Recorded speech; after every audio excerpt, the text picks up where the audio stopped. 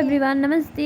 यहाँ चाहिँ म मम्मीको हातको गरम गरम पुरी अनि आलुको भाजी खाँदै थिएँ। मम्मीले मेरो लागि स्पेसली बनाउनु भएको थियो। अनि यहाँ चाहिँ मेरो बाबा मम्मी बुइनी अनि कान्छी छोरी खाँदै थिएँ। अनि यहाँ चाहिँ म र मेरो तुली छोरी चाहिँ अजीको हातको यानि कि उसको अजीको हातको मेरो मम्मीको हातको पुरी इन्जोय गर्दै थिएँ।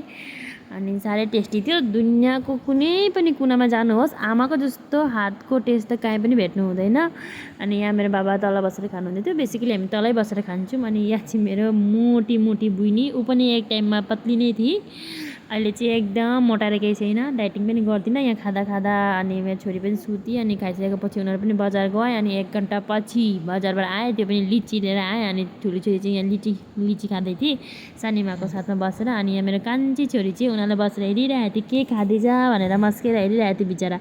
अनि उसलाई पनि मैले अलिकति दिएँ अनि उसले पनि टेस्ट गरी। यही हो आजको blog. Thank you for watching.